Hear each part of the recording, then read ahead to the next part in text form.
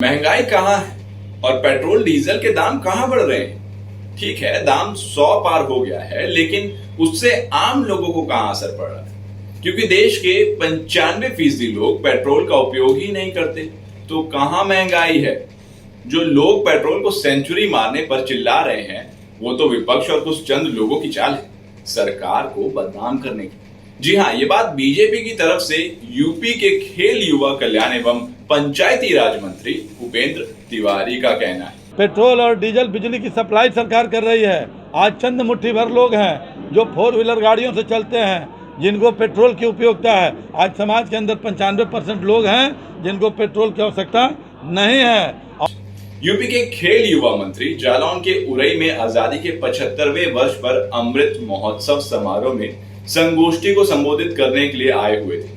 उन्होंने पहले तो सरकार की उपलब्धियों का बखान किया। बाद में उन्होंने जब पत्रकारों से बात की तो उन्होंने कहा कि देश में मोदी और प्रदेश में योगी जो विकास की गंगा बहा रहे हैं, उससे विपक्ष एकदम तड़पड़ाया हुआ है। विपक्ष के पास कोई मुद्दा नहीं बचा है, इसलिए अनावश्यक मुद्दों को उछाला जा रहा है। वहीं जब पेट्रोल और डीजल के दामों पर सवाल पूछा गया तो उन्होंने अजीबोगरीब जवाब दिया।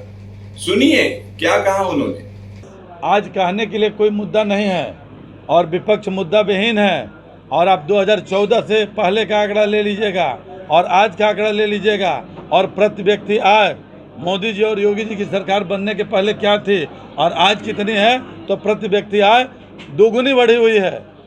दोगुनी से भी ज़्यादा आज बढ़ी हुई है 4.5 साल और 7 साल के अंदर, ठीक ना। और पेट्रोल की कीमत, पेट्रोल और डीजल बिजली की सप्लाई सरकार कर रही है। आज चंद मुट्ठी भर लोग हैं जो 4 व्हीलर गाड़ियों से चलते हैं, जिनको पेट्रोल की उपयोगिता है। आज समाज के अंदर 95% लोग हैं जिनको पेट्रोल की आवश्यकता नहीं है। और मुफ्त में आज 100 करोड़ से ऊपर लोगों को मुफ्त में वैक्सीन सरकार ने दिया है। आज कोरोना में फ्री में इलाज दिया है।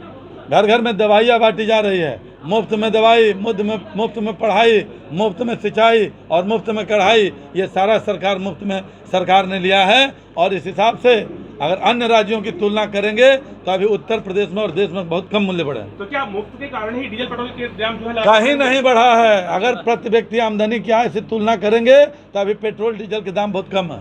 उपेंद्र तिवारी के इस बयान के बाद से यूपी की राजनीति में गर्मी आ गई है। बीजेपी के मंत्री के बयान के जवाब में सपा प्रमुख अखिलेश यादव ने ट्वीट के जरिए बीजेपी पर निशाना साधा है। अखिलेश ने कहा कि उत्तर प्रदेश के भाजपा मंत्री जी ने कहा कि महंगे पेट्रोल से आम जनता को फर्क नहीं पड़ता, क्योंकि 95% जनता को पेट्रोल की जरूरत ही नहीं है। अब मंत्री जी को भी नहीं पड़ेगी, क्योंकि जनता उनको पैदल कर देगी। सच्चाई तो ये है कि 95% जनता को भाजपा की जरूरत नहीं है।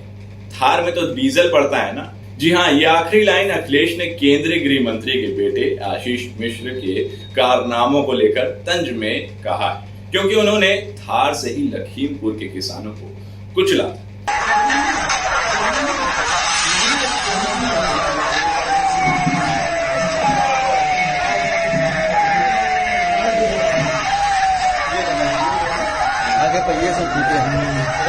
वैसे बीजेपी के नेताओं का ये अजीबोगरीब बयान कोई पहले बार नहीं आया भैया। इसके पहले बीजेपी के पूर्व सांसद नारायण पंचारिया ने तो बढ़ते पेट्रोल डीजल के दामों का जिम्मेवार कांग्रेस सरकार को बताया। देखिए, ये बहुत ही महत्वपूर्ण अच्छा विषय आपने किया। मैं धन्यवाद देना चाहूंगा।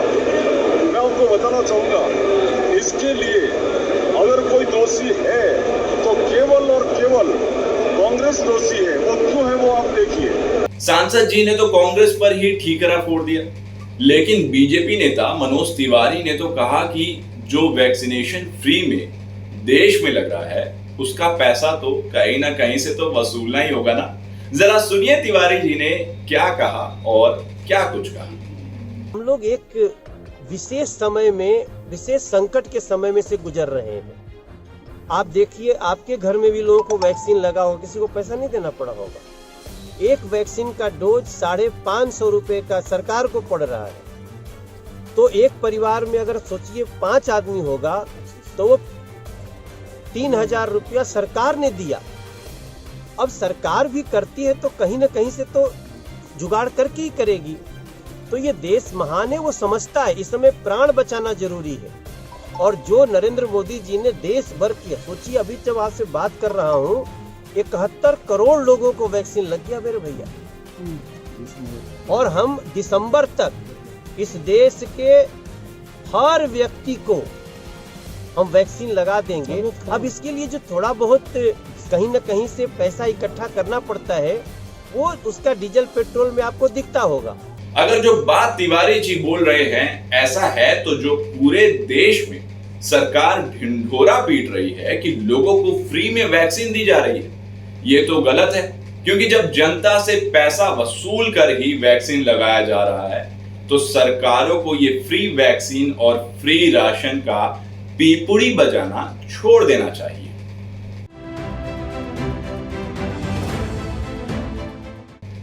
ये दोनों महापुरुषों के अलावा मध्य प्रदेश के बीजेपी मंत्री विश्वास सारंग ने तो बढ़ते पेट्रोल डीजल के दामों का जिम्मेवार पूर्व प्रधानमंत्री जवाहरलाल नेहरू के भाषण को ही ठहरा दिया है। क्योंकि इस देश की आज़ादी के बाद अर्थव्यवस्था को कुठाराघात करके महंगाई बढ़ाने का श्रेय किसी को जाता है तो वो नेहरू परिवार को जाता है। महंगाई एक दो दिन में नहीं बढ़ती, अर्थव्यवस्थाओं की नींव एक दो दिन में नहीं रखी जाती। 15 अगस्त 1947 को लाल किले की प्राचीर से जवाहरलाल नेहरू जी ने जो भाषण दिया था, उसी भाषण की गलती के कारण इस देश की अर्थव्यवस्था बिगड़ी है। कमाल हो गया।